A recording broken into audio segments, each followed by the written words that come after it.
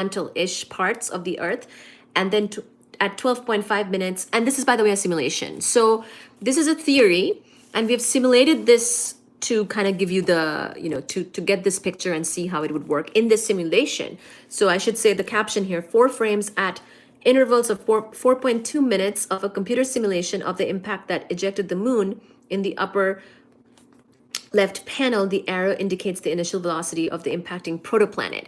So basically, we're saying we think this is what happened, and we simulated it out as a research topic, to see what the simulation gives us, and we put physics into that simulation. Okay, so you'll see those steps here now. That should help. So there's the protoplanet hitting the Earth, and see how this protoplanet has a core as well. It has an iron core. So we think that our iron core was further contributed to from this protoplanet. It comes in with the velocity, then it starts to, it's hit us, it's colliding, it's making this type of impact, and then it starts to break us a little bit, and it's going to get absorbed into our core. Its core will differentiate as well and merge with our core, because the heavier things sink to the center. So if it came in with the core of iron, we will absorb that iron, and it will chemically differentiate in our body of the Earth here to also go towards the middle.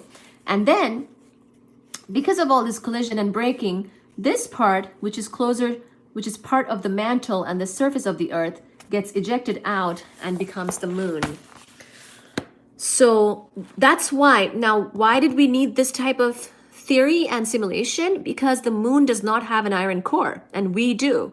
So if me as in us, Earth, if Earth and moon, that's awesome, thank you. Of course, yes, no worries. Thank you, and please like the live. If the Earth and the moon were made at the same time, from the same process or the same history, why doesn't the moon have an iron core?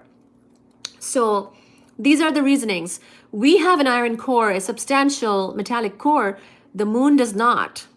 So, and the moon has, a different surface. It's got less things on its surface, stuff like that.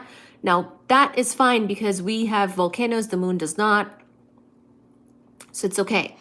And also that tells us that the moon, the craters itself is a evidence that the moon's surface is older than our surface, because we have volcanoes and we pave over things, and we have, oceans, rivers, winds, all that stuff also changing our geography, changing our surface, whereas the moon does not have a lot of that happening. So the Earth is much more active than the moon geologically.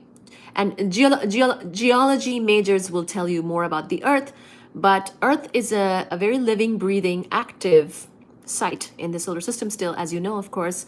The moon is not, okay? So the moon will give you sort of a look at an older time. So it's cool in that sense. When you go to the moon and you land on it, and we actually have rocks and stuff from the moon that we brought back from the moon landing mission, and we saw that rock is different and it's older. Look at this. Suji is right here.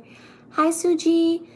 Suji really likes my lotion, so she is licking me. Hi, Babu. Look at Suji. Oh my gosh, she likes this. Hi. My daughter is trying to eat me, but that's okay. Oh my gosh, she does not like direct hugs though, especially on camera. Thank you. Okay, so now let me see some of your other questions today. I really appreciate everybody's questions today. Very nice of you. Thank you so much for asking these questions. It makes the live go, much more livelier like, and I get to kind of, discuss things and put things in perspective a lot more.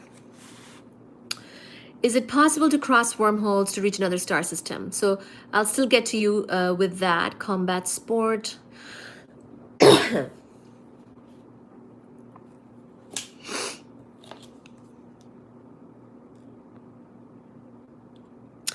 Reese. Hi, Sajin.